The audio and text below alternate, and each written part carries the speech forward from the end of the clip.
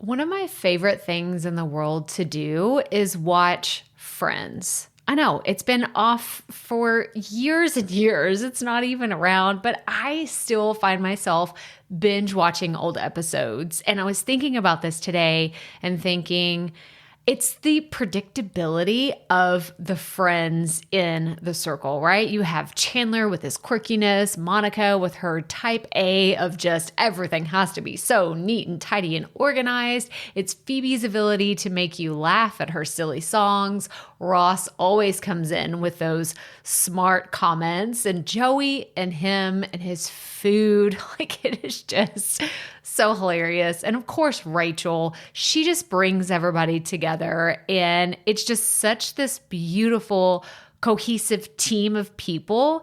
And it's why I wanted to come on and share with you today that I have an opportunity for you to find your friends in the content creation space. So if you are thinking about creating your first or your next digital course, I don't want you to miss this opportunity because Amy Porterfield just opened the doors for registration for her Course Confident Bootcamp. And I'm actually offering a special bonus for anyone that registers for the Course Confident Bootcamp through my special link. So I want you to go to crystalprofit.com/Amy-bootcamp to register. That's crystalprofit.com/Amy-bootcamp.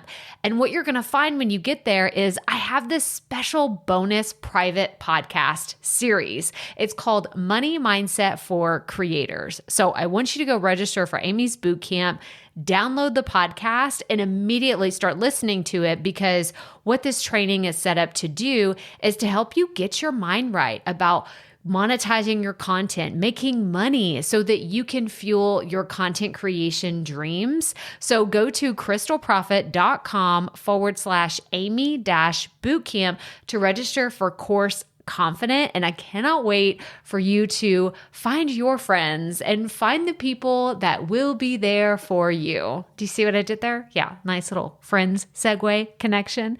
Go to crystalprofit.com/Amy-bootcamp. And I cannot wait to see you inside.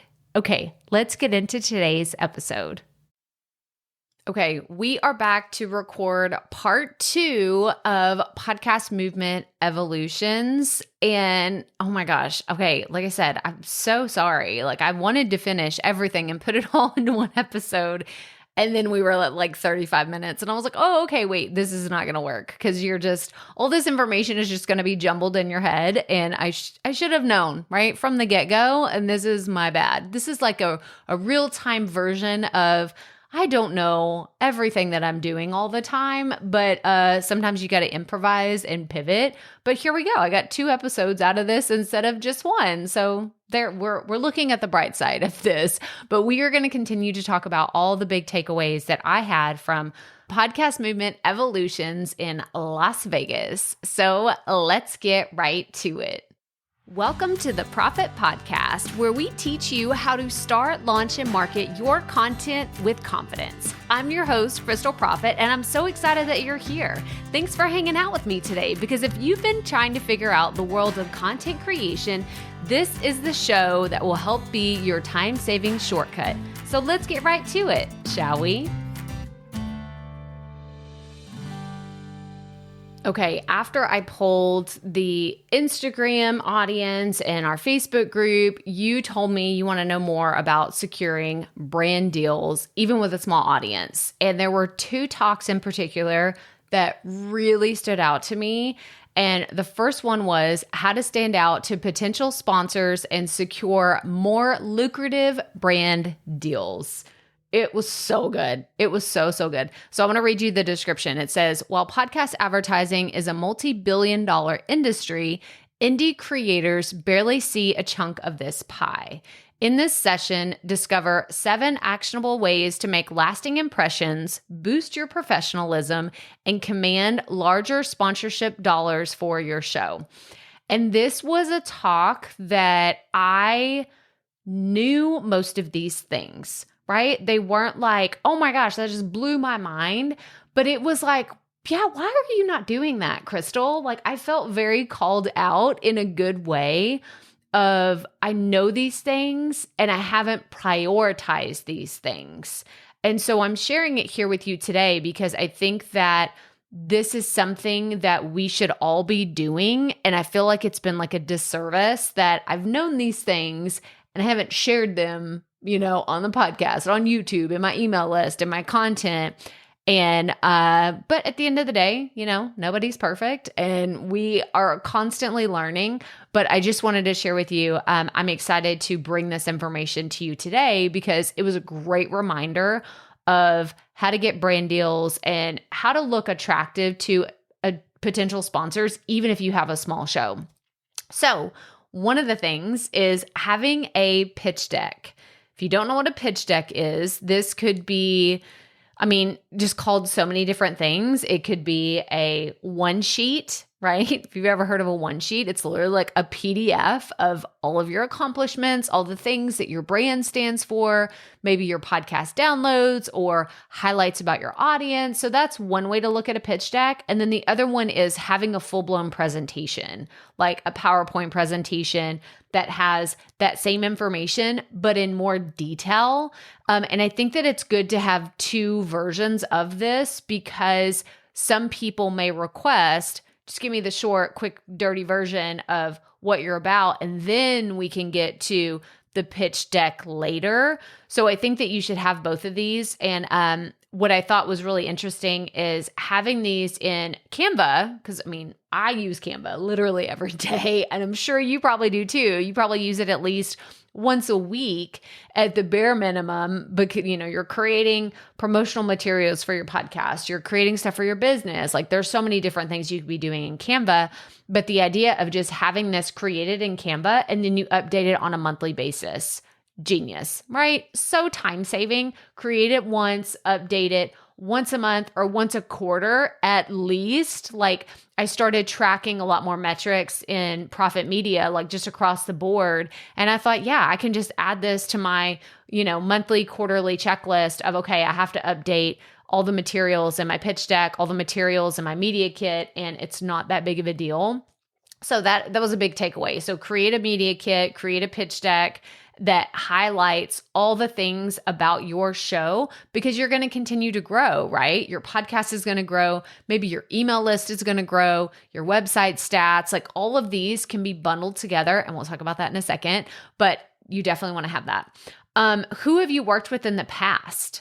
So this was really, really good because if you have been around in your industry, maybe you don't have like these big podcast names, but you have other potential people that you've worked with that can build your credibility, right? Like do some name dropping in your pitch deck or your media kit. It's like, hey, I've, worked with Dave Ramsey. I was coached by Rachel Cruz. I've, taught an Amy Porterfield's membership. Like there's a lot of different things. And I think it's kind of gross that if you do that all the time, but it's appropriate if you're trying to catch the eye of sponsors and get some brand deals because people pay attention to those bigger names. So I think it's totally appropriate to do that in the capacity of getting the eye, getting the attention of potential brands and sponsors. But don't just think of it as like, oh, well, they've never sponsored my podcast. Like, Ramsey Solutions has never sponsored my podcast, but I've worked with them in some capacity. And so having that as part of your pitch deck or your media kit could really work.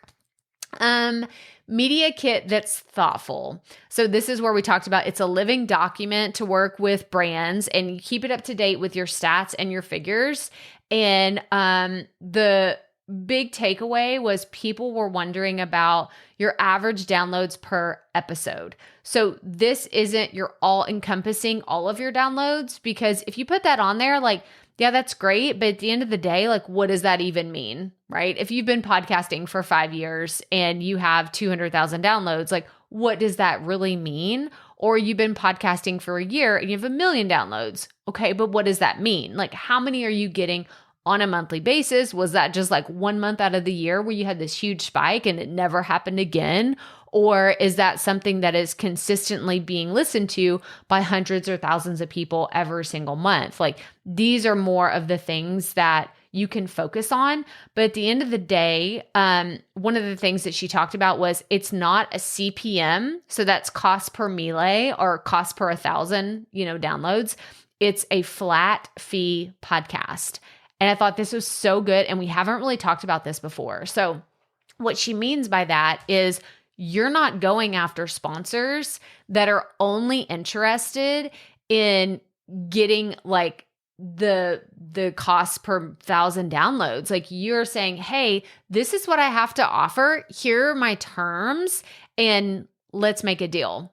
Right? So you're going to them and you're saying, hey, this is my audience. This is what I have. This is all the different ins and outs about my show, my topic, my audience. And then you're presenting it to them in a flat fee, not give me $50 for every 1,000 downloads, because unless you're making millions and millions of downloads, like having that many downloads every month, then it's not really going to be anything that's actionable to you and your show. Very important. Another thing that she talked about was just the terms that you use to talk to potential sponsors, where she said it's important to say investment and not cost. Like this is going to cost you $500. You say, yeah, it's an investment of $500 to, put this ad on the podcast. And then saying partner instead of brand or sponsor is another way to really use that term in a way that it changes the mindset of everybody involved, right? Not just you and the brand, but also your audience. It's like, hey, I've partnered with Buzzsprout and we're bringing this to you to talk about blah, blah, blah. Like partner just sounds better than sponsor or brand deal.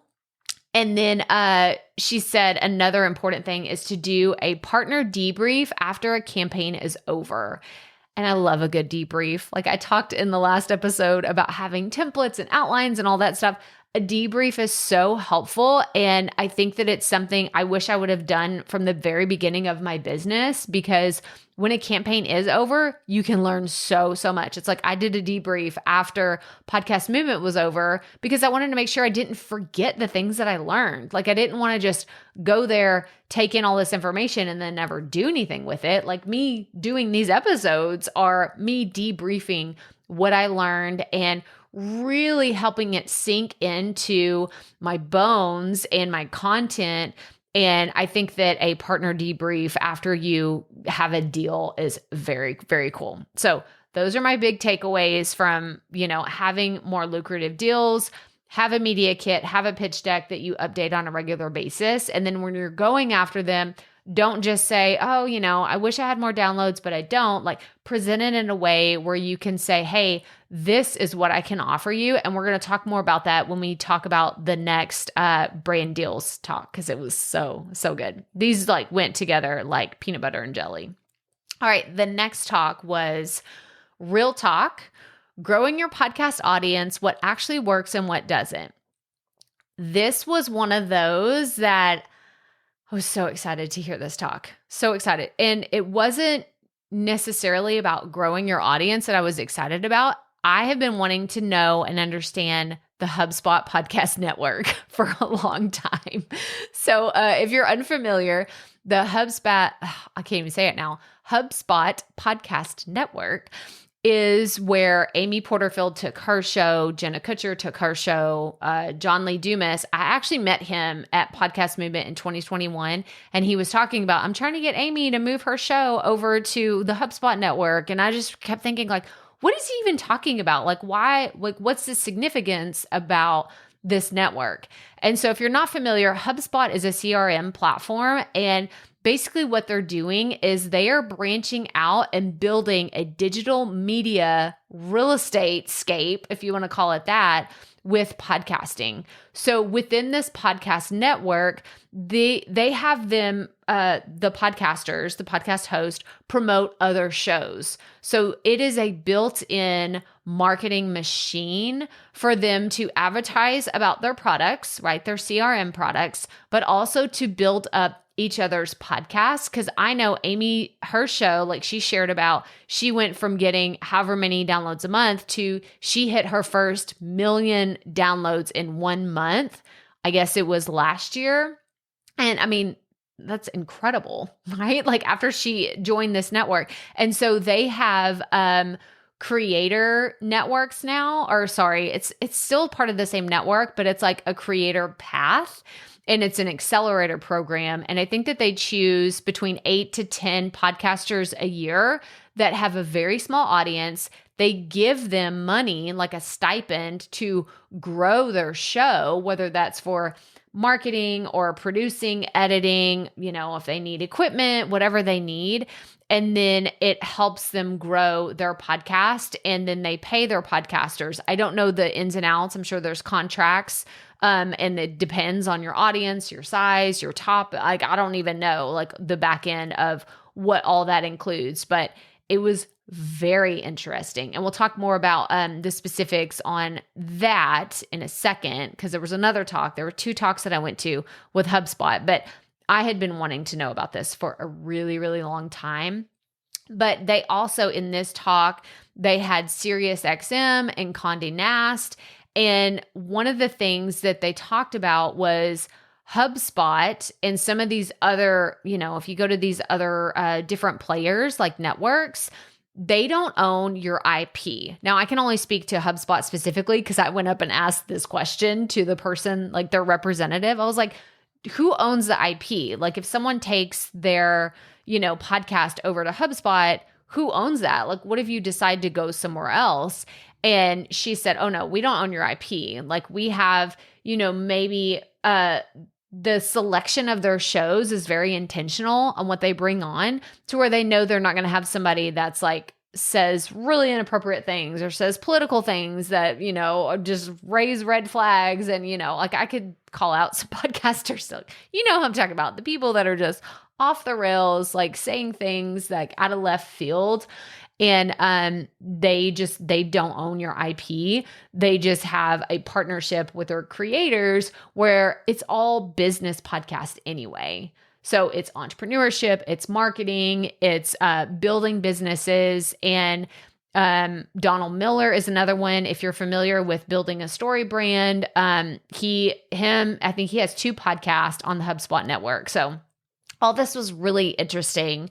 And when they talked about growing your audience, it really, again, wasn't for indie podcasters as much. Like it was so interesting because they said, well, a small podcast gets 50,000 downloads like per episode. And I was like, that is not a small podcast. Like, what are you talking about? Like my show is if you go to Listen Notes and you look at like the global ranking of podcast, mine is in the top 1.5% globally. I don't get 50,000 downloads. Okay, let's just call it no. I get hundreds of downloads. I don't even get thousands of downloads per episodes. Okay, like that was crazy talk to talk about a small podcast is 50,000 downloads. So again, this is where it was interesting to see the big industry players and their take on podcasting versus what I know and understand as an independent podcaster and the people that are listening to this show. All right. Then the next talk I went to was podcast promotions, the best marketing tactics to grow your audience of listeners. And this was ConvertKit. I have to give a huge shout out to Angel and Shiv over at ConvertKit because they were so fun. I've been using ConvertKit since 2017, 2018. And I told them, I was like, I've been using ConvertKit before ConvertKit was cool. Like before y'all had this free plan, like I've been paying for so many years with ConvertKit and I love it so, so much. And basically what they talked about were some of the simple things that we've talked about here on the podcast about growing an email list. But what they really shared were different ways that you can level up your podcasting skills like the pros. And it really just means capturing those emails. So you can go to crystalprofit.com/ConvertKit. Yes, I'm an affiliate. I'm a partner with them. And I loved how they talked about making it simple, like keeping it very, very simple. And one of those ways is building a high converting landing page specifically for your podcast. So if you have a podcast and you're looking to grow your email list, then have a simple landing page with the easy to remember URL where you say, hey, go to this URL to get this freebie, or go there and, grab my top 5 episodes that have been played on the podcast. There's a lot of different ways that you can do this, but one of the things that I took away from this and actually implemented right after the talk was I put a pop-up on my website because I wanted to see if that was going to work better in getting more people to my email list. I have this freebie that I've had around for several years. I haven't updated it. I haven't changed it. It's just still there.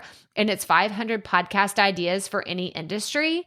And I'll link to it in the show notes for you to check it out.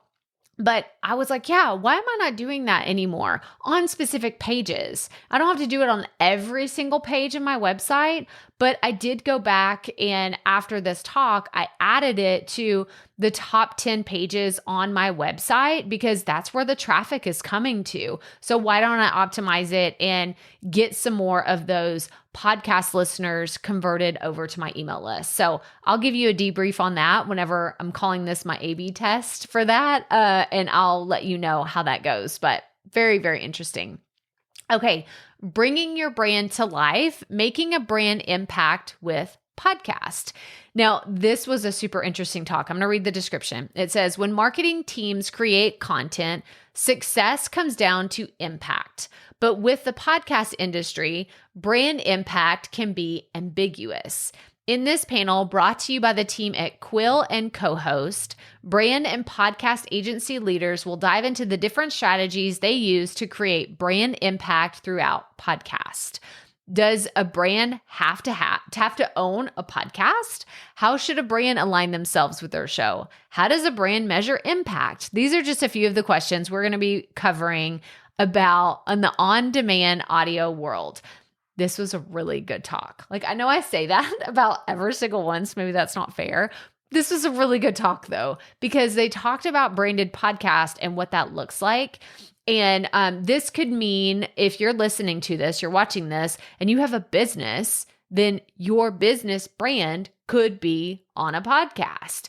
And you could talk about, hey, this is what we do to help people. I would say most people listening to this have a personal brand podcast, or you have an independent podcast that is directly tied to your business brand. So whichever way that you want to look at it, but the way that they talked about brand was so fascinating. And again, this was my marketing nerdiness came out, and this was so much fun. But they talked about spending intentional time with a brand. That's people listening to your podcast. If they are listening to your show, they are spending intentional time with you. They are getting to know you. They're getting to know your likes, your dislikes, all the cool things behind the scenes about you. And so that is intentional time spent with a brand. And then they talked about you can't just rely on brand awareness, meaning you can't just hope someone's going to stumble upon what you're doing, right? Someone's going to Google exactly what your show is about and immediately come running to your show. You can't just rely on brand awareness. You have to actually go out there and make a bigger impact with your podcast and your brand. And so one of the ways that this was really fun too, it was a great exercise. It said, if your brand was a blank, what would it be?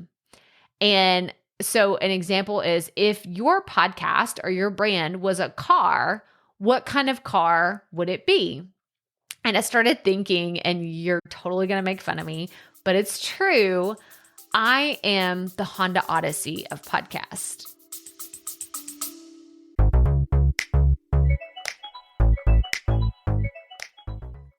Being a woman in business comes with its own unique set of challenges, but also so many opportunities. We get ahead by leaning in to what makes us different from business as usual.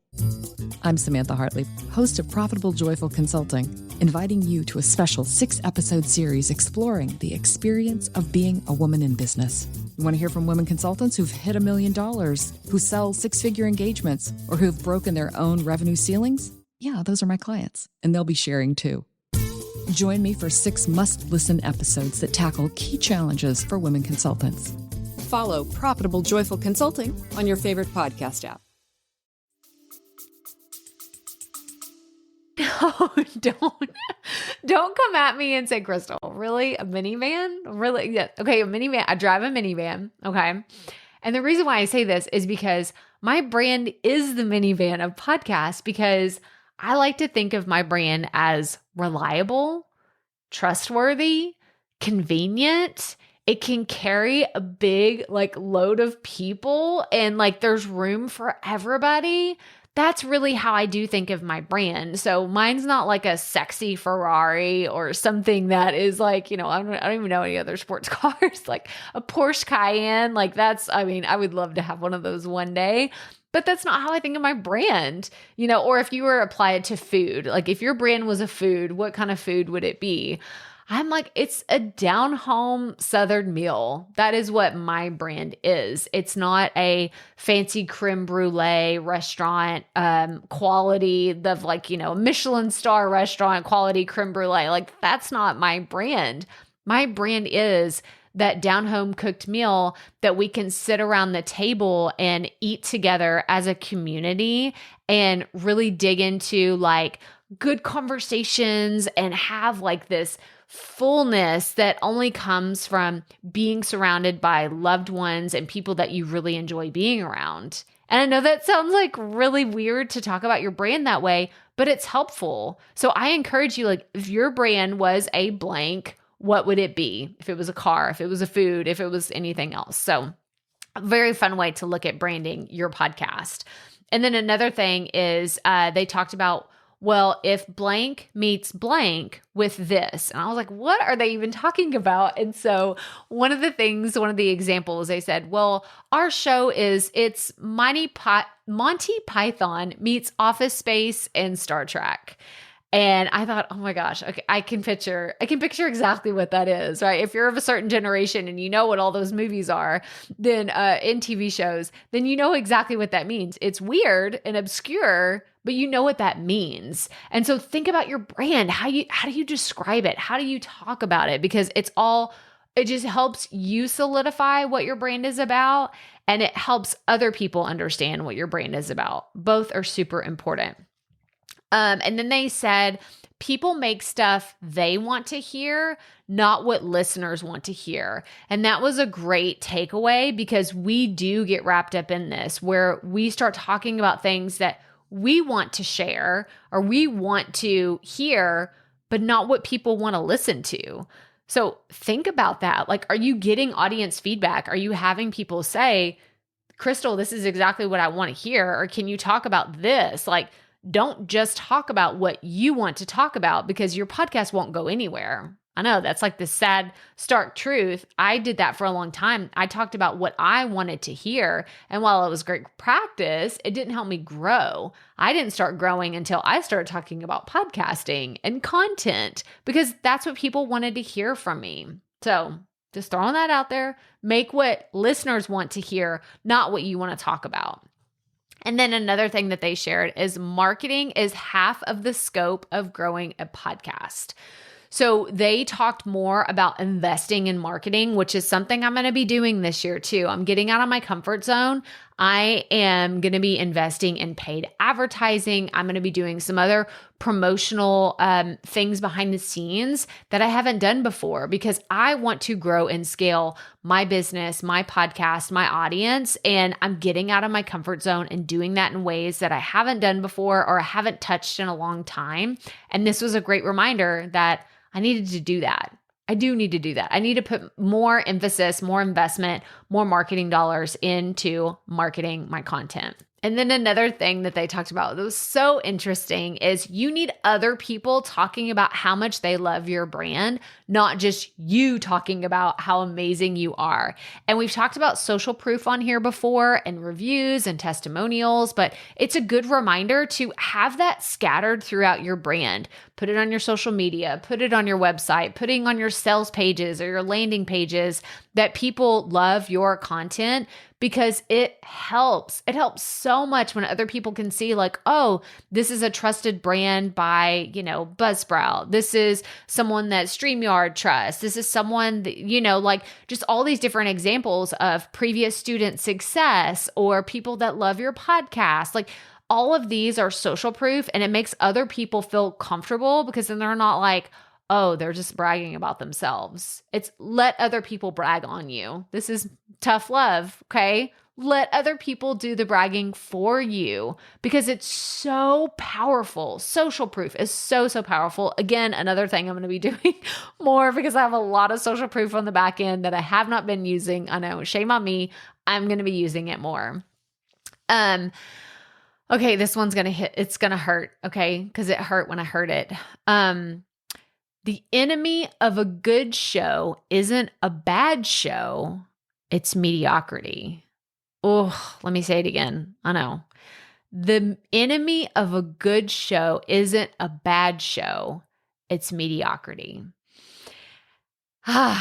Being mediocre is one of those things that people often settle for because it's comfortable. It's easy. It's not hard to live in the land of mediocrity, and it's easy to not get out of your comfort zone if you've kind of nestled in and settled on this one place where it's your part of the internet and you're like, I feel good here. I feel comfortable. I've been doing this for years, or I've been thinking this way for years, or I've done, XYZ. Like I could keep going.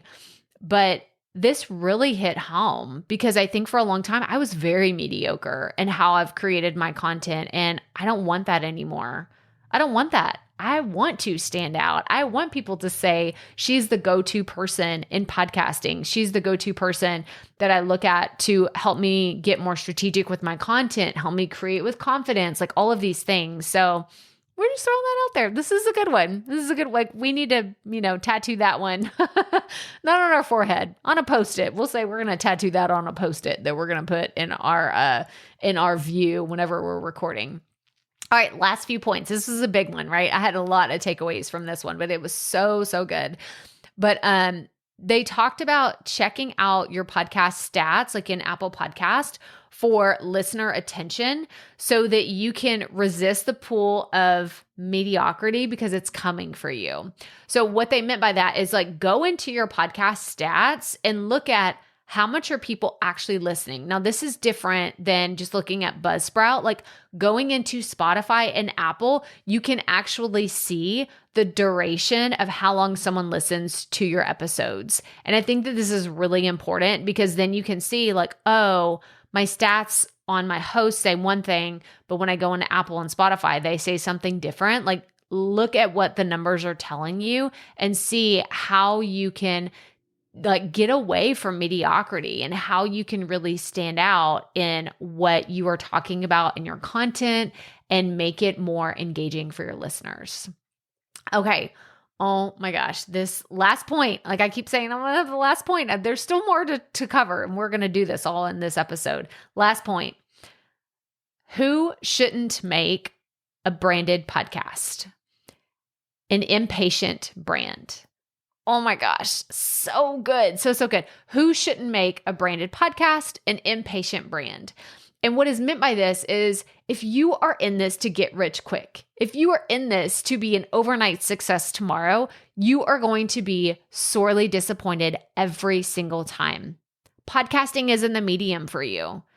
Okay, if you're impatient about growing, if you're impatient about getting a stronghold on your industry, if you are so frustrated that you are been doing this and you're not an expert, you're not someone that is known for what you're doing, this may not be the medium for you. You can't be impatient. And I can say this as someone who has been impatient in this industry. It takes a second to understand what you're doing, to build an audience and create something that is worth lasting, but it's so worth it. It is so worth it when you make that investment in your content and your audience and growing and scaling. And I'm just going to leave it at it's totally worth it. So don't be impatient. If you are, this may not be the platform for you. Okay, last day. We're going to go through these super fast because these are 3 talks that we need to talk about real fast. So how to design a podcast ecosystem that attracts collaborations that pay. This is the one that I talked about goes hand in hand with brand lucrative deals and sponsorships. So the way that she described this was look at your ecosystem as in everything that you create, not just your podcast. So you're looking at it from your downloads on your podcast, obviously. You're looking at it as your YouTube presence. You're looking at your brand as your email list, your social media followers. I mean, if you have a community, we have our Facebook group. Like, there's so many ways that you can design an ecosystem for your podcast that you can present to brand deals and sponsors. So the person that talked about this, she was from Colorado. And she was saying how she received these brand deals from these local companies because she went to them and said, hey, this is the community that I represent, and these are the people that I talk to on a regular basis, and they are your ideal customer. And let's make a deal on what we can do together, how we can partner together to make something that is going to be great for you, great for the audience, great for me because I'm making money on it. And like, she just really positioned this in a way that was very appetizing. I'll say it that way because I hadn't thought about including everything. This goes back to the media kit that we talked about earlier, where if you go into Canva, they have templates for media kits. So you don't have to create something from scratch. Go in there, grab a media kit template and create something that you're like, oh, wow, like I do have a lot to offer. I speak to this audience. I have this many followers. I have this much on my email list. I have this many, like, just go in there and start peppering in all the information that you have around your content, your audience, and what you're creating. And you will see that you have a lot to offer. Even if you have a small audience, even if you're just getting started, you have a lot to offer. So don't underestimate the size of your audience if you're going after brands that have a very niche focus and they go after a specific ideal customer. You may be the perfect podcast to partner with. You may be the exact show that they're looking for, but you have to put it all together in a way that makes it appetizing for them, great for you, and especially beneficial to your audience. Now, make money podcasting from day one. This talk, I'm so happy. So Stephanie, shout out, she is in this community and we became fast friends at the conference. Like we were just, nerding out about podcasting in between sessions. Like, and now we've had like several conversations behind the scenes since then about podcasting. So Stephanie is like fast friend and I'm so grateful that she came to my talk and supported me. I went to her talk and supported her, but we're actually going to have her on the show to talk about our debrief from Podcast Movement. So stay tuned for that one. But she talked about making money from day one. And it's really a lot of things that we've already talked about here on the show. But one of the things that she reminded me is really leaning on your community and your network. And who do you know in your current sphere, like who is in your friends, your family members, like in your immediate network that you could partner with to talk about how to make money. Like, hey, you know this person at this company. Can you introduce them to me? Or can you make like an email introduction? Or are y'all meeting up for coffee anytime soon? Like, can I tag along? And start thinking about ways that you can make money with your show from the beginning. Okay, last talk. This one was so good. So this was HubSpot, and this was the second one. So we already talked about HubSpot before, but this one was all about creators or entrepreneurs, how to grow and scale your podcast like a business. And the big takeaway that I had was they had their head of creator partnerships with HubSpot there, and then they had two podcasters. Emily from Being Boss was there, and I feel bad. I don't have the other creator. Hang on. I just had my schedule up from Podcast Movement and I think I shut it down. So I don't have the other creator. I'll link to it in the show notes whenever I do find it because she is someone that's just getting started. But Emily from Being Boss has been around for a while and she joined their HubSpot network a while back, and I don't know the terms for bringing an existing show over to HubSpot, but for the brand new creator that joined, she received an initial $10,000 investment. We kind of talked about that earlier, that, you get this initial investment and it helps you with production and engineering or your equipment or whatever you need. And then now she is going to start getting promotions on other HubSpot podcasts in their network. And I thought this was so interesting. It was so interesting to learn all this behind the scenes. But what they did is they talked about the team is the key to building a successful business with a podcast. Whether that is an editor, if it's a graphic designer, if it's a virtual assistant, it's someone that's doing your website. Like there's so many facets and components of how you can build a team. And I think that asking others for help is one of those things that we don't do enough as creators. We do lean on ourselves a lot. I mean, I can speak for myself personally. I lean on my software more than I lean on other people. And the reason is because I've had a lot of control, like behind the scenes of I can control this and I can do that with a software, but I'm starting to lean on other people in ways that makes me a little uncomfortable and I haven't done previously, but I want to do that more because it does help you grow. And reaching out for help in your community is another way. So like, I've reached out here before in this community where I'm like, hey, I'm looking for a virtual assistant. I'm looking for someone to help me with this launch. I'm looking for this. I'm looking for that. So I reach out into my community whenever I do need help. But I think it's really important to do that in a more regular basis whenever you're looking at creating and launching your content. And one of the other things that they talked about is marketing your podcast. She talked about guest swaps, email marketing, word of mouth marketing, creating a community and a space for your audience to talk to each other. So not just something that you have to be there all the time to kind of babysit or engage people. It's something that where are you creating a space where other people that are interested in your topic or your industry can talk to each other. And we have the Profit Podcast online community. This is our Facebook group where people do reach out and ask questions. Like just the other day, I saw someone posted their trailer episode and they're like, hey, can somebody take a listen to this and let me know what they think? And I think this is great. It's like having a place where I don't have to be in there engaging 100% of the time, but people are asking questions and getting feedback in real time from other people that are in this space it's so fun. It's so fun. We got to the end of it. Oh my gosh. 2 episodes. If we would have done all of this together, it would have been, over an hour. And, this was great. I still feel like I could have kept talking and I feel like I rushed through some parts, but if you have questions about podcast movement evolutions, please reach out to me. Any of the things that we talked about, I'd be happy to go on a deeper dive into what I learned, what I'm implementing, and just all the fun things. But you can go to the show notes for today's episode and go check out everything. I'm going to have pictures there and more of the descriptions behind the scenes of what I learned. But make sure you are subscribed, following this podcast wherever you are listening and watching. And I am just so grateful that you are part of this community. And as always, remember, keep it up.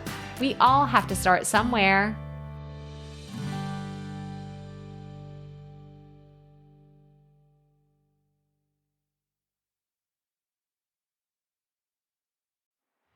Hey, Profit Podcast listeners. Thanks for sticking around to a little bit after the episode to hear this special message because I want to hear from you. We are starting a new segment called Fan Mail Shoutouts, and I want to hear from you and I want to hear your questions. What do you want to know? What questions have you been dying to ask me? So here's how to make this happen. Go to the app where you're listening to this podcast right now. Go there. I'll wait a second. Okay. Now, once you're there, you're going to see a hyperlink at the top of the episode description that says, send Crystal a text message. And that's all I want you to do. Send me a text. It could be casual, informal. It could be totally anonymous. Or if you want, you can include your name and the name of your podcast or content wherever you are creating, and I will give you a special shout out in an upcoming episode. So again, go to the show notes for where you're listening to this episode right now, and it will say, send Crystal a text message. And I cannot wait to hear from you and give you a shout out in an upcoming segment of Fan Mail Shoutouts.